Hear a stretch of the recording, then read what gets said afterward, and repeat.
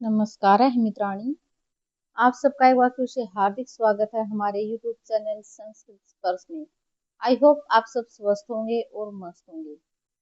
मैं उम्मीद करती हूँ कि मेरी पिछली वीडियोज आपने देख ली होंगी और आपको समझ में भी आ गई होंगी। जैसा कि आप सब जानते हैं कि एसटी 4 और 5 तारीख को है, ठीक है। तब तक के लिए आपका जो ये सिलेबस है वो भी कवर हो जाएगा। देखिए, ये वाला जो एग्जाम है आपके लिए गोल्डन चांस हो सकता है, क्योंकि इसके बेस पे बहुत सारी वैकेंसियां निकलनी है अब की बार। तो इसके लिए आप जी जान लगा दो भाई, इस स्टेट के लिए। ठीक है, तो आपका ज्यादा टाइम वेस्ट न करते हुए हम अपनी आज की जो हमने वैदिक साहित्य स्टार्ट किया हुआ था उसके अंदर हमने इसके समय को तो हमने देख ही लिया था कि कब से कब तक है। ठीक है, और वेद का अर्थ भी हमने देख लिया था। ठीक है, और कितने अर्थों के साथ लगता है ये भी देख लिया था हमने। ठीक है, तो आज हम करते हैं ऋग्वेद संहिता। ऋग्वेद संहिता क्या होती है भाई? ऋचाम वेदः इति ऋग्वेद, यानी कि जहां पर ऋचा यानी कि जहां पर मंत्र, जहां पर मंत्रों का ज्ञान होता है उसको क्या बोलते हैं? ऋग्वेद। उसको क्या बोलते हैं? ऋग्वेद। यानी कि जो देवताओं की स्तुति करने का जो अपना शस्त्र होता है वो मंत्र ही है। ठीक है, जैसे हनुमान जी का अलग है, शनि महाराज जी का अलग है, भगवान शिव का अलग है। ठीक है, तो देवताओं को पसंद करने के लिए, उनकी स्तुति करने के लिए जो शस्त्र होता है वही मंत्र ही होते हैं। और जो इन मंत्रों का जो ज्ञान होता है वो हमें कहाँ से होता है? ऋग्वेद संहिता में। ठीक है, ऋग्वेद के देवता कौन है? अग्निदेव। ऋग्वेद के आचार्य कौन है? पैल। और ऋग्वेद का उपवेद है आयुर्वेद। ये वाली चीजें मोस्ट इम्पोर्टेंट है भाई। ऋग्वेद के देवता कौन है? सामवेद के कौन है? ठीक है, अथर्ववेद के कौन है? ये वेद के कौन है? इसके उपवेद कौन है? इसके आचार्य कौन है? इन्हीं में से ज्यादातर क्वेश्चन पूछ लिया जाता है भाई। ठीक है, तो ऋग्वेद के देवता का क्या नाम है? अग्निदेव। और ऋग्वेद के आचार्य कौन है? पैल। और ऋग्वेद का उपवेद क्या है? आयुर्वेद। ऋग्वेद की शिक्षा ग्रंथ यानी कि पाणिनीय शिक्षा। ठीक है, पाणिनीय शिक्षा यानी कि सोनक कृत ऋक प्राति साख्यम। ठीक है, पूछ सकता है कि ऋग्वेद का शिक्षा ग्रंथ कौन सा है? पाणिनीय शिक्षा। महर्षि पतंजलि ने ऋग्वेद की कितनी शाखाएं निर्धारित की हैं? 21 शाखाएं निर्धारित की हैं, लेकिन उपलब्ध कितनी है? सिर्फ 5। ऋग्वेद की कितनी शाखाएं निर्धारित की हैं पतंजलि जी ने? 21, लेकिन उपलब्ध कितनी है? सिर्फ 5। कौन सी हैं? साकल, वास्कल, आश्वलायन, मांडुकायन और सांखायन। ठीक है, कौन सी है? साकल, वास्कल, आश्वलायन और मांडुकायन और सांखायन। ठीक है, जो इनमें से जो साकल व शाखा है वो प्रचलित है, जो आज वर्तमान में विद्यमान है। ठीक है, जो उपलब्ध है आज। ऋग्वेद संहिता में विभिन्न देवताओं का यज्ञिक स्तुतियां की गई हैं तथा इस संहिता में कुल कितने देवताओं की स्तुति की गई है? 33 देवताओं की। कितने देवताओं की? 33 देवताओं की, जिसमें सबसे पहले स्थान किसको प्राप्त है? इंद्रदेव को और अग्निदेव को। ठीक है, पूछ सकता है कि ऋग्वेद में जो इंद्र की स्तुति की गई है वो कितने सूक्तों में की गई है? कितने सूक्तों में की गई है? 250, यानी कि 250 सूक्त में इंद्र की स्तुति की गई है। और अग्निदेव की स्तुति कितने में की गई है? 200 सूक्त में। ठीक है, ऋग्वेद में लगभग 20 सूक्त संवाद सूक्त के नाम से भी जाने जाते हैं, जैसे पुरूरवा उर्वशी संवाद हो गया आपका, यमी संवाद हो गया आपका, शर्मा पाणी संवाद हो गया आपका। ठीक है, तो कितने सूक्त हैं? 20 सूक्त संवाद सूक्त के नाम से जाने जाते हैं। इन सूक्तों में कुछ सूक्त ऋषि सूक्त, कुछ देवता सूक्त और कुछ छंद सूक्त हैं और कुछ अर्थ सूक्त होते हैं। ठीक है, क्लियर यहाँ तक? इन सूक्तों से देवताओं की स्तुति करके प्रसन्न किया जाता है, ये तो पहले भी आ गया। ठीक है, कितने देवताओं का स्तुति की गई है इसके अंदर? 33 देवताओं की। और कितने प्रकार की देवियों का? 21 देवियों का वर्णन मिलता है। ठीक है, इन्हीं के आधार पर हम इसको 3 भागों में विभक्त कर सकते हैं। देवता स्थान कौन से? एक तो आपका स्थानीय, एक होता है आपका अंतरिक्ष और एक होता है आपका ध्रुस्थानीय। यानी कि पृथ्वी स्थानीय कौन सा? आपका पृथ्वी के ऊपर जैसे अग्नि हो गया, सोम हो गया, बृहस्पति हो गया। ठीक है, पृथ्वी स्थानीय पर देवता कौन से हैं? अग्नि। देखिए, अग्नि के बिना तो हमारा काम बनता ही नहीं है। ठीक है, अग्नि के बिना तो हमारा भोजन भी नहीं बनता भाई। और अग्नि के बिना तो हमारा भोजन बनता तो क्या, पचता भी नहीं है। ठीक है, अग्नि, सोम, बृहस्पति। अंतरिक्ष स्थानीय कौन से हैं? इंद्र, रुद्र, ठीक है। और द्यू स्थानीय होते हैं आपके विष्णु और मित्र, ठीक है। कितने भागों में विभक्त किया गया है इसको? 3 भागों में। कौन से? पृथ्वी स्थानीय, अंतरिक्ष स्थानीय और द्यू स्थानीय, ठीक है। ये इंपॉर्टेंट है भाई। ये ऋग्वेद की संहिता में इसके देवता कौन है? अग्निदेव। इसके आचार्य कौन है? पैल। इसके उपवेद कौन सा है? आयुर्वेद। और ऋग्वेद का शिक्षा ग्रंथ कौन सा है? पाणिनीय शिक्षा।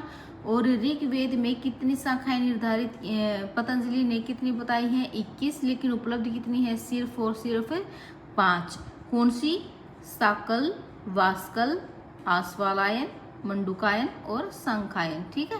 जो इनमें से जो साकल शाखा है वो आज वर्तमान में भी उपलब्ध है, ठीक है। इसमें कितने प्रकार के देवताओं की स्तुति की गई है? 21 प्रकार के। और कितनी प्रकार की देवियां हैं? 21 प्रकार की। 33 प्रकार के तो देवता हैं और 21 प्रकार की देवियां हैं, ठीक है।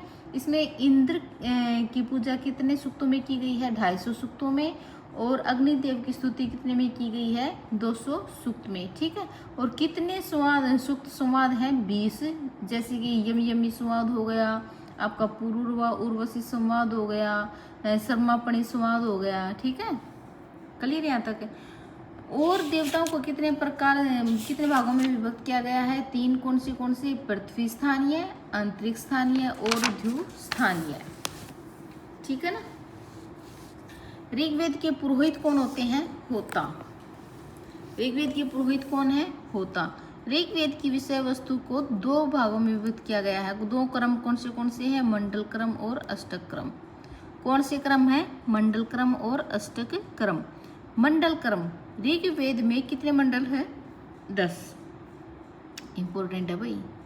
ऋग्वेद में मंडल कितने हैं? 10। सूक्त कितने हैं? 1028। इनमें से 1017 तो है मूल और 11 है बालाखिल्य सूक्त, ठीक है।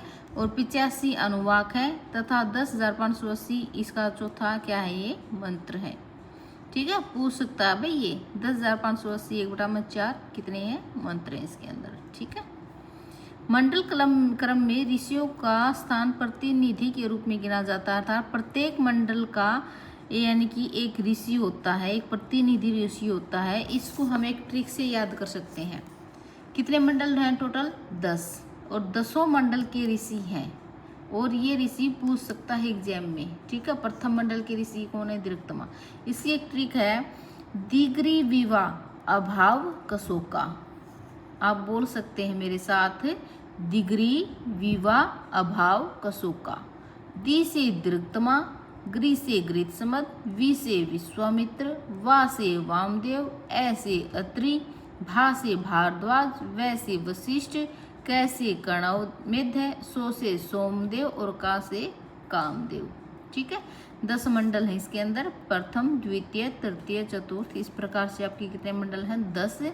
और प्रत्येक का एक ऋषि है। और इसको हम एक ट्रिक से याद कर सकते हैं। कौन सी ट्रिक है? दिग्री विवा अभाव कसोका, ठीक है। दी से दृक्तमा, ग्री से गृत्समद, वी से विश्वामित्र, वा से वामदेव, ऐसे अत्रि, भा से भारद्वाज, वै से वशिष्ठ, कैसे कर्णमेध्य, सो से सोमदेव और का से कामदेव, ठीक है ना। इसके जो 9वां मंडल है उसके अंदर सोमदेव की स्तुति की गई है तथा सोम रस भावल्य के कारण इस मंडल को पवमान मंडल भी कहते हैं। कौन से मंडल को पवमान मंडल भी कहते हैं? 9वें मंडल को, ठीक है। नेक्स्ट है आपका अष्टक क्रम। अष्टक क्रम यानी कि इसके अंदर 8 अष्टक होते हैं, 64 अध्याय हैं और 2006 वर्ग और 85 अनुवाक हैं। कितने अनुवाक हैं? 85। 8 अष्टक, 64 अध्याय, 2006 वर्ग और 85 अनुवाक हैं। क्लियर यहाँ तक? ऋग्वेद की विषय वस्तु अधिकतर सामान्य पाठ्यक्रम में उपलब्ध नहीं है क्योंकि कुछ ही सूक्त उपलब्ध हैं, वो भी केवल और केवल साकल शाखा से, ठीक है। ऋग्वेद की विषय वस्तु के प्रथम मंडल के 164वें सूक्त में 53 प्रहेलिका के रूप में दिए गए हैं। जो इसका प्रथम मंडल है उसमें जो 164वां सूक्त है उसके अंदर जो 53 ऋचाएं हैं वो एक पहेली के रूप में दिए गई हैं, ठीक है। ऋग्वेद का प्रथम सूक्त कौन सा है? अग्नि सूक्त। और अंतिम सूक्त कौन सा है? संज्ञान सूक्त। ठीक है भाई, ऋग्वेद का प्रथम सूक्त क्या है? अग्नि सूक्त। और अंतिम सूक्त क्या है? संज्ञान सूक्त।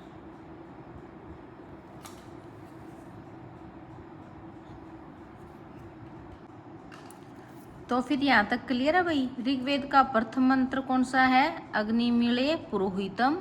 ठीक है। और संज्ञान सूक्त का अंतिम मंत्र कौन सा है? समानी आकुति वा। ठीक है। तो ऋग्वेद का प्रथम सूक्त कौन सा है? अग्नि सूक्त। और अंतिम सूक्त कौन सा है? संज्ञान सूक्त। ठीक है। ऋग्वेद की विषय वस्तु क्या है? पद्यात्मकता। कालांतर में ऋग्वेद पर अनेक संपादन कार्य भी किए गए हैं और वेदों की विषय वस्तु का व्याख्यात्मक रूप भाष्य के नाम से प्रसिद्ध हुआ है। किसके नाम से प्रसिद्ध हुआ है?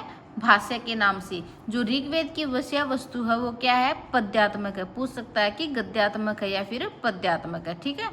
वेदों के भाष्यकारों में स्कंद स्वामी, नारायण उदगीत, नारायण भट्ट, वेंकट माधवन, आनंद तीर्थ सायण और आत्मानंद आदि भाष्यकारों का नाम सर्वत्र प्रसिद्ध है, जिनमें स्कंद स्वामी ने ऋग्वेद पर सर्वप्रथम भाष्य लिखा है। पूछ सकता है कि किसने ऋग्वेद पर सर्वप्रथम भाष्य लिखा है? किसने लिखा है? स्कंद स्वामी ने। ठीक है।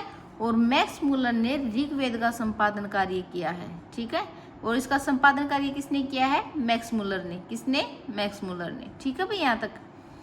ऋग्वेद की विषय वस्तु को पाठ करते समय 3 भागों में विभक्त किया जाता है, अर्थात किसी भी मंत्र का पाठ करते समय 3 श्रेणियों का उपयोग किया जाता है। पहला है संहिता पाठ, दूसरा है पद पाठ और तीसरा है क्रम पाठ। संहिता पाठ क्या है? जो मूल मंत्र को हूबहू रूप में उच्चारित करना क्या कहलाता है? आपका संहिता पाठ। जो मूल मंत्र होता है वैसे की ही वैसे उसको उच्चारण करना क्या कहलाता है? संहिता पाठ। पद पाठ में क्या है? मंत्र में आए हुए सभी पदों का स्वतंत्र रूप से विच्छेद करके लिखना, अर्थात सभी क्रियापदों को अलग लिखना, विभक्ति के आधार पर और प्रत्ययों के आधार पर विभाजित करके लिखना और प्रत्ययों के आधार पर विभाजित करके लिखना तथा प्रत्येक पद के अंत में इस जो पूर्णता सूचक चिन्ह होता है उसका प्रयोग किया जाता है। संहिता पाठ में तो क्या होता है? जो मंत्र होता है उसको हूबहू पढ़ा जाता है। ठीक है, हूबहू उच्चारित किया जाता है। पद पाठ में क्या है? हम उसको विभक्ति के आधार पर और प्रत्ययों के आधार पर उसको विभाजित करते हैं, उसको अलग अलग करके लिखते हैं और बाद में हम जो आपका पूर्णता सूचक चिन्ह होता है उसका हम यूज करते हैं। थर्ड क्या है? क्रम पाठ। मंत्रों में आए हुए पदों का कर्ता, क्रम विशेषण और क्रिया के आधार पर निश्चित क्रम निर्धारित करना, यानी कि कर्ता के अकॉर्डिंग, क्रम विशेषण के अकॉर्डिंग और क्रिया के अकॉर्डिंग जो क्रम निर्धारित किया जाता है उसको क्या कहा जाता है? क्रम पाठ। जिसमें मंत्र का अर्थ सार्थक हो, इस प्रक्रिया को अन्वय कहते हैं। ठीक है। ये पाठ करने की विधि का संहिता, पद और क्रम सर्वप्रथम प्रयोग किसने किया था? सांडिल्य ऋषि के द्वारा किया गया है। किसके द्वारा किया गया है ये प्रयोग? सबसे पहले सांडिल्य ऋषि के द्वारा किया गया है। अतः इस प्रक्रिया को सांडिल्य विधि के नाम से भी जाना जाता है। ठीक है। कौन सी विधि के नाम से? सांडिल्य विधि के नाम से भी जाना जाता है।